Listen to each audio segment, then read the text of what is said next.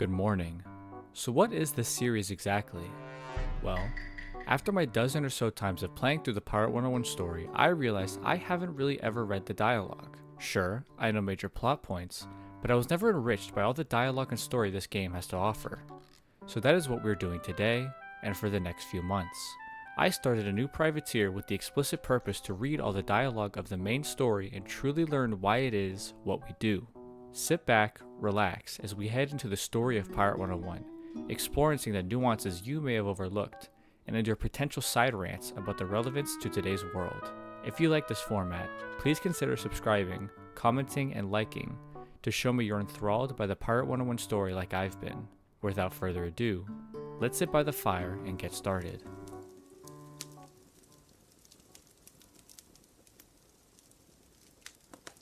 So we start book 2 right as where we ended book 1, and that is giving the remaining Captain Gunn's loot to Captain Avery. And he picks out a single chalice and tells us that for the longest time he's been trying to open treaty with any sort of imperial power. And he's been rejected numerous times, but this is his best chance to do so with Monquista. So he directs us over to Puerto Rico to talk to the governor that is representing the monquistan government to see if we can open a treaty with them.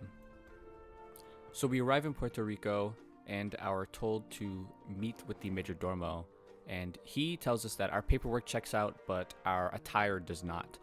So he tells us that we got to get a better outfit, and then we can speak to the governor. And so we speak to this tailor who tells us to destroy some ships to get some cloth, some silk. He makes us an outfit. He makes us look like a fool, but it does gain us audience with the governor. So as we're walking up the steps, we're expected to meet Governor Ortega, but Ortega was replaced with Governor Medina, as Ortega was declared a traitor to the Monquistan crown and thrown into the coal mines. So Medina has no awareness of this treaty or these talks and says, hey, you're shit out of luck. Instead, though, she tells us about the story of Gortez. So here is the story of Gortez and the Isle of Doom.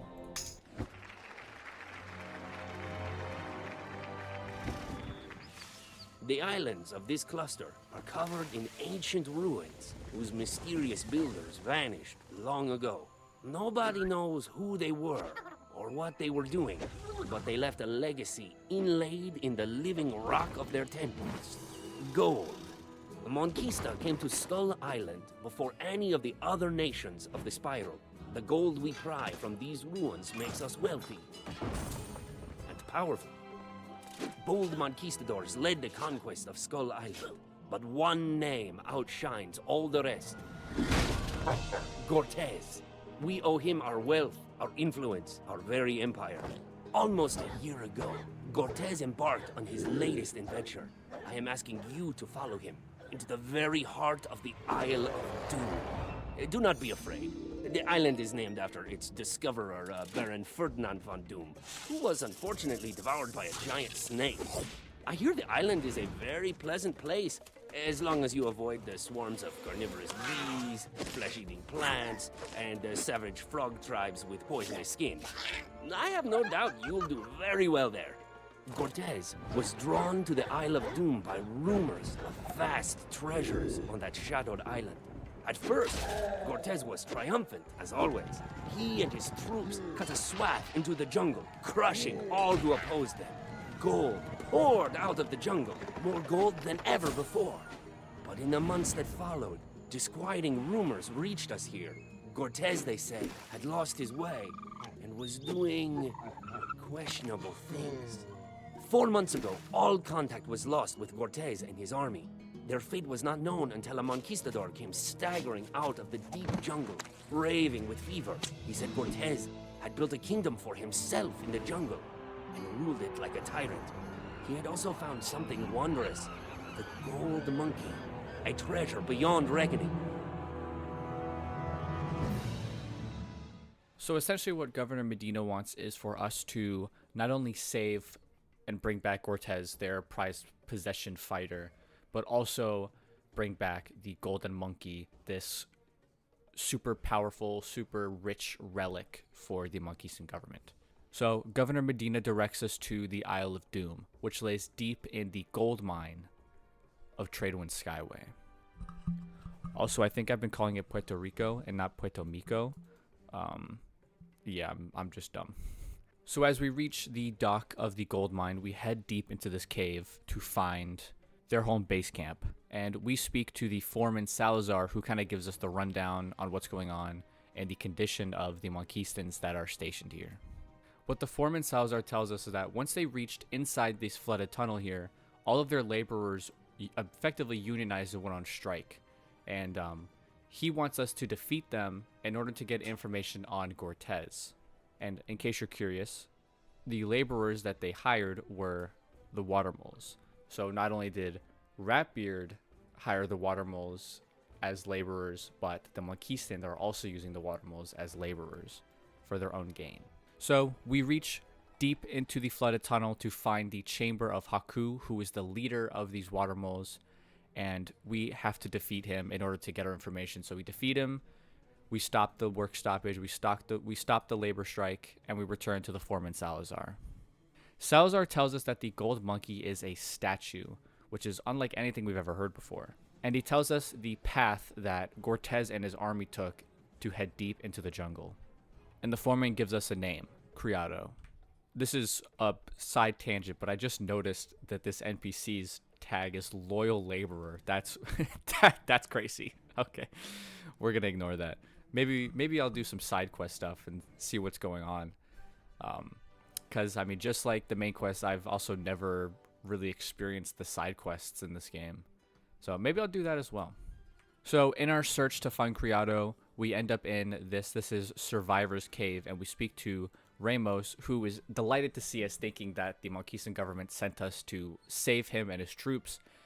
And we have the misfortune of telling him that we are actually not here for him, but for Criado, who tells us that the poisonous trogs that we saw in the puppet show actually kidnapped him and are planning to feast on him, and we have to go save him.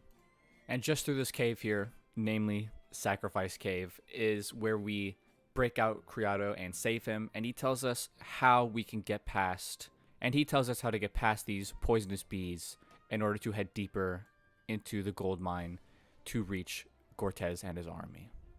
And after collecting some flowers, collecting some poison from the Truggies, we are able to head deep into the ancient ruins. This is where we meet Hopper, one of Gortez's lieutenants, and this dude is out of his mind. He's crazy, he's a little high, he's a little loopy, which is something I wasn't expecting in a KingsIsle game. But he tells us that after they arrived, the Armada arrived and started excavating to search, presumably for the Golden Monkey. And Hopper directs us to some of Gortez's other troops, who then tell us what they need to give us an audience with Gortez.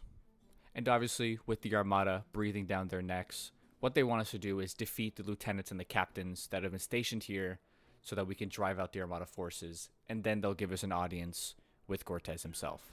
So, as we enter the Valley of the Golden Monkey, we're told that we have to go through a few trials first in order to meet Gortez.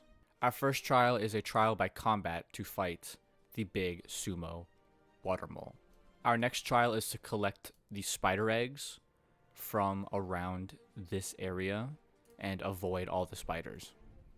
Our final trial is in this cave of crystals, where we're told to listen for voices and hear what they say. And what we hear is the voice of our parents telling us to find them, find their grave, and find the key to El Dorado. But before they can tell us anymore, they're cut off by some mysterious power, and we're left to talk back to the monkeys. Just through these gates, we gain audience with Gortez, who has a little monologue of his own. You're here. Are you an assassin? No. I'll tell you what you are. You're an organ grinder sent by circus clowns to make me do a dance. I refuse. The simpering fools at home, those tamed lapdogs, they have no right to judge me. They have no idea what I have found here. They'd refuse to see it. Look around you. The creatures that built these temples shattered mountains to raise their perfect pyramids. They drew gold down from the stars. They lived like titans, and now they're gone. But the trees remain. The jungle beat them. It will destroy us all, unless we become one with it. The trees spoke to me and showed me the way. When I saw this place, shining gold, burning like fire, I knew who I was. I found the gold monkey. The fools in Puerto Rico think the gold monkey is another priceless toy for them to steal. They are wrong. The gold monkey is me. They want to stop me, but they are too good to make the trip themselves. Cowards. I will send them an answer. Your broken bones. Children!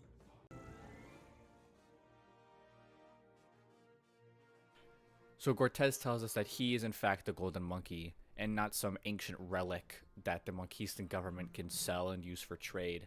And this sort of enacts his ideology of being anti-imperial and anti-government, and saying that the monquistan government has rules and laws just for their own sake, and not for the actual goodwill of the people.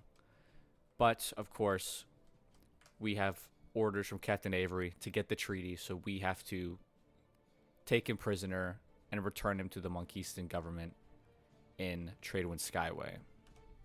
And if you noticed earlier when we were in this building, the two governors I was talking about were not the one that was in this room. There was a third one, which is who we meet when we return Cortez. Governor Varga tells us that Governor Medina was also deemed a traitor and was thrown into the coal mines for the Monquistans.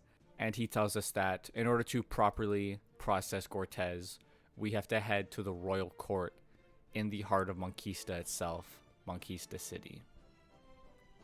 And that's where book 2 ends. It's sort of a cliffhanger that leads us into the next world of Monquista, so we get to continue this sort of story. I hope you guys liked it, and I'll see you next time.